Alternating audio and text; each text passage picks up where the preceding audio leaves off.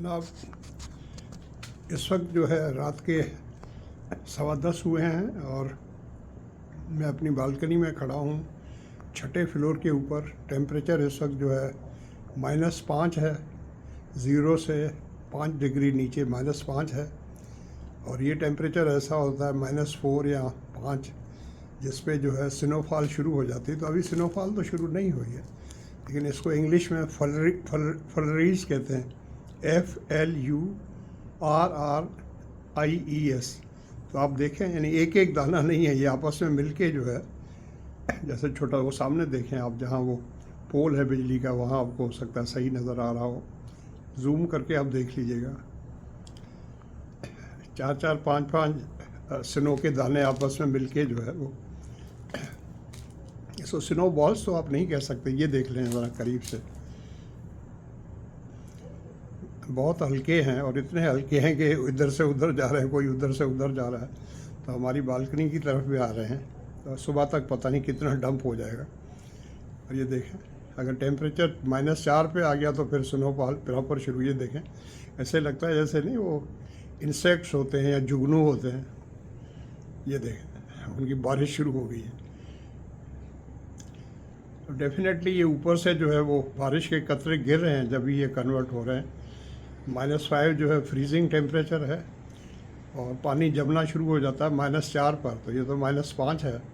तो जैसे ही बारिश के कतरे ऊपर से गिर रहे हैं, आसमान जो है ओवरकास्ट है बिल्कुल, जो आप देखें बज़ाहिर तो कुछ भी नहीं है, लेकिन सब एक जैसा है। सामने देखें, रेडिश है, क्योंकि इस तरफ सनसेट हुआ है और नॉर्थ पोल भी इसी तरफ है। तो अब ये पता नहीं क्या गेम है आसमान की, हमारी समझ से तो ऊपर है। इस तरफ भी आप देखें, नॉर्थ पोल इस तरफ है, तो रेड ही रेड है सारा। आपको कैमरा में पता नहीं नज़र आ रहा है या नहीं, लाल लाल लग रहा है आसमान, जैसे कहते हैं आसमान जो है लाल हो गया है।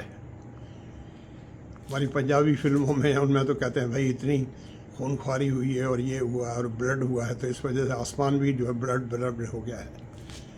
तो यहाँ तो कुछ भी नहीं हुआ, लेकिन मैंने सोचा मैं आपको ये दिखा दूँ, फ्लरीज जो है उसका डांस दिखा दूँ। वर्ड्सवर्थ ने कहा था कि the daffodils are dancing in the breeze, fluttering and dancing in the breeze. तो ये डैफोडिल्स तो नहीं हैं, लेकिन these flowers are dancing in the breeze, these flowers are dancing. तो उर्दू में कहेंगे झूम रहे हैं, आगे जा रही हैं, पीछे जा रही हैं। देखें, जैसे जुगनू नहीं होते, जुगनुओं की तरह। ये देखें,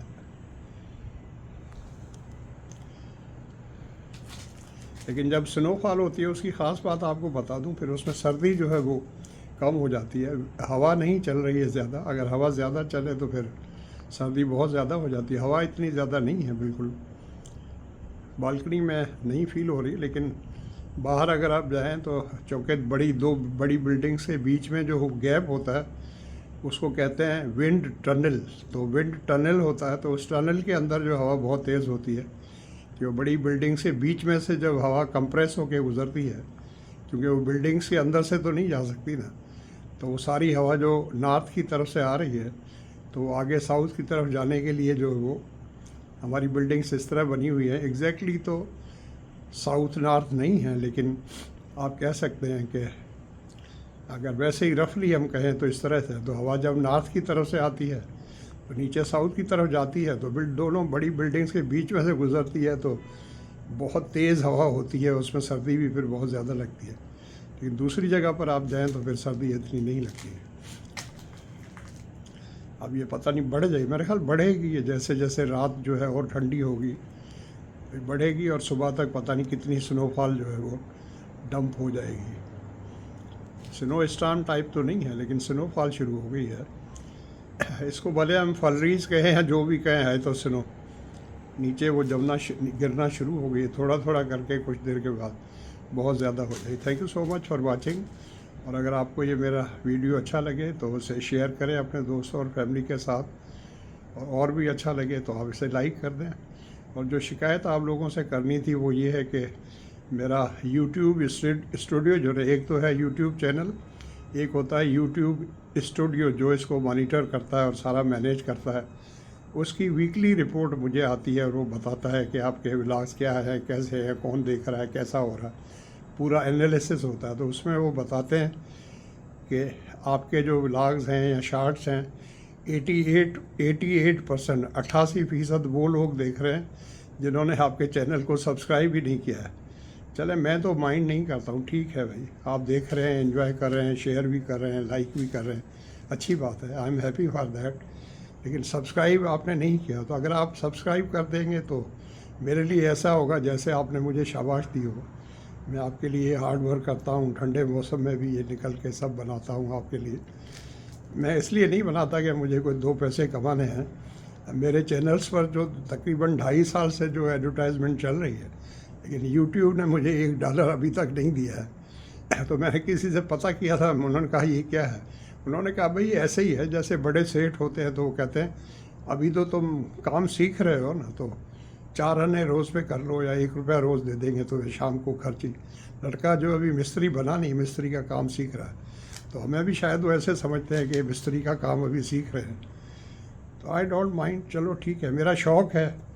क्लासरूम में तो पिटारो में या हयात गर्ल्स कॉलेज में पढ़ाता था, अब यहाँ क्लासरूम तो नहीं है, तो यूट्यूब के ज़रिए बोल लेता हूँ, आपसे बातचीत कर लेता हूँ। तो अगर वीडियो अच्छी लगे तो शेयर करें दोस्तों से, और अगर सब्सक्राइब कर देंगे मेरे चैनल को तो मुझे थोड़ी खुशी होगी कि भाई आपने मेरे काम को अप्रिशिएट किया है। Thank you so much for watching.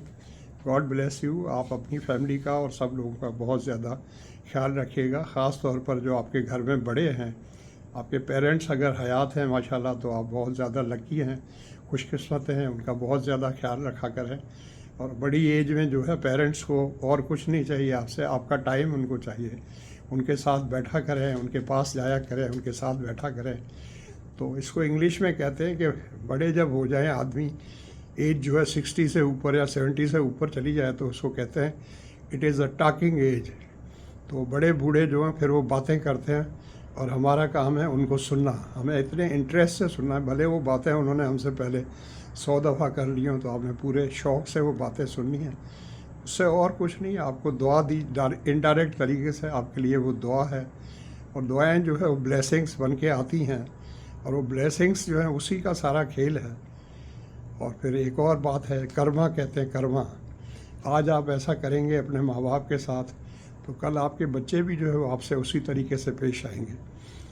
और अगर आप उनको नज़रअंदाज करेंगे, उनको टाइम नहीं देंगे और अपनी मस्तियों में लगे रहेंगे, नेटफ्लिक्स देखेंगे, अमेज़ॉन देखेंगे, बाहर घूमने फिरने जाएंगे और माँ बाप घर में बैठे हुए हैं, उनको सिर्फ ऐसे ही आते जाते अम्मी सलाम अलैकुम, अबू सलाम अलैकुम, बस 1 मिनट में काम ख़त्म। आप कहेंगे भाई घर में नौकर चाकर हैं, बहू मेरी बीवी बैठी है, उनका ख्याल करती है, सब है। तो छोटे बच्चे तो बात कर लेते हैं दादा और दादी से, नाना नानी से। आपका भी फ़र्ज़ है भाई, you have to take care of them. Thank you so much for watching, love you all, take care, bye.